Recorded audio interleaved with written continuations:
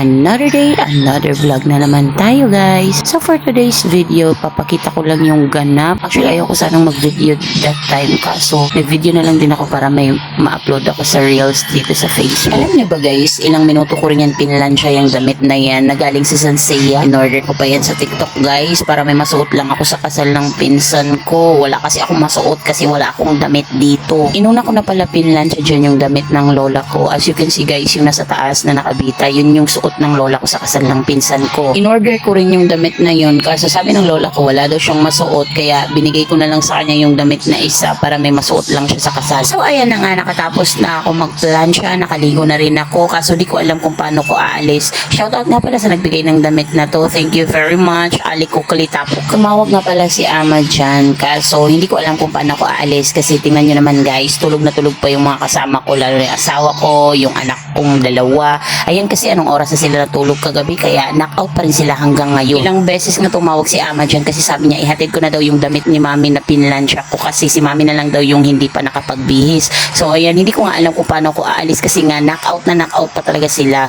Ayoko rin gisingin yung asawa ko kasi ibang ugali ng pag ginigising pag natutulog. So ayan, i-flex ko na lang muna pala yung tandong na binili ko sa TikTok for only 95 pesos. Ang ganda-ganda ng quality guys. Hindi mo talaga expect na merong 95 pesos na tandong.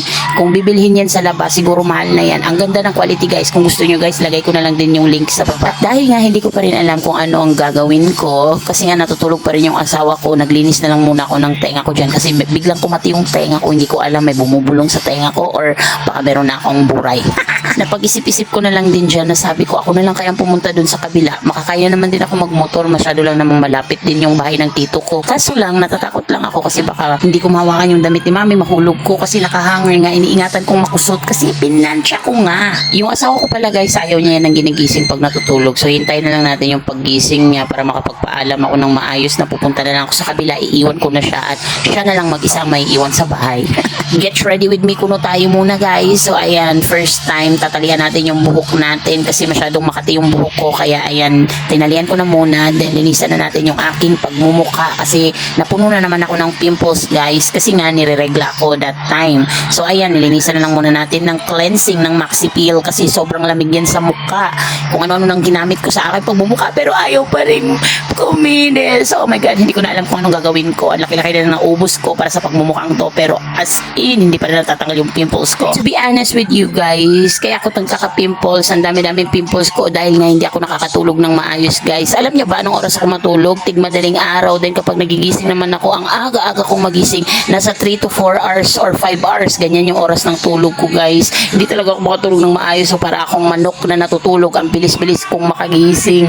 Tapos kapag nakagising na ako, hindi na ako makakatulog. Sumasakit na yung ulo ko. Hindi ko alam pero gusto ko talagang matulog ng matagal. Paano ako makatulog guys? Tulungan niyo naman ako guys. Baka may ma-recommend kayo na gamot dyan sa baba. Ayan lang pala yung ganap guys. Nag-lipstick na ako dyan kasi sabi ko prepare na dapat ako kasi tumatawag na naman si ama. So magagalit na sila kasi anong oras na. Nagulat nga ako ang aga-aga nilang nagising. Sabi nila ba't hindi ka pumunta ng maaga dito? Dahil tapos na nga tayo mag-lipstick, proceed na tayo sa aking pilik mata. So dapat maganda yung pilik mata ng babae na to. Kaya yan, pinalantik-lantik ko pan mata tigikili. Kuha ko niya, pilik mata ko niya.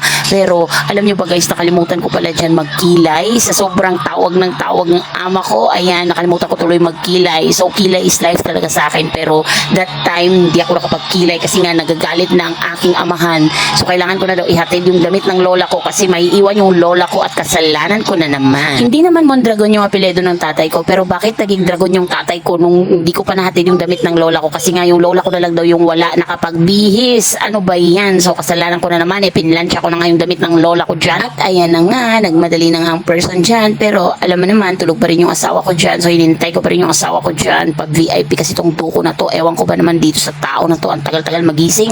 Ayan na nga, at pabalik-balik na nga ako sa bahay na yan kasi ang tagal-tagal ng asawa ko. Sabi ko, bilisan mo kasi tumatawag na naman si ama. Ano ka ba? Pinapagalitan na ako, ang tagal-tagal mo. So ayan, kita nyo naman guys, nagpaikot-ikot pa ako dyan kasi hindi ko alam anong gagawin ko. So flex ko lang pala yung damit ng lola ko. Yan yung damit niya sa casa. Ayan na nga yung asawa ko, piniprepare niya ng sarili niya, nagdamit na siya. Hindi na nga siya nakapaghilamos ata niyan eh. So sabi ko, bilisan mo kasi nagagalit nandito si Ama, kailangan mahatid na tong damit na to kasi ewan ko, papakita ko na naman may kasalanan nito. Tapos ayan na nga, sabi ko bilisan mo na, huwag ka na magmuta-muta dyan, lumabas ka na para masirado ko na tong gate na to and para makaalis na nga tayo. So ayan na nga guys, lumabas na kami at eto na yung ganap. Sabi ko ayusin mo yung kwelyo mo pa, hindi mo na ba namamalayan na nakataas yung kwelyo mo. Ang daming ganap itong araw na to guys, pero hindi ko naman na-film kasi nga sobrang busy. Iniwan na nga namin yung anak namin na natutulog dun sa kwarto eh. Kaya ayun lang guys, babush!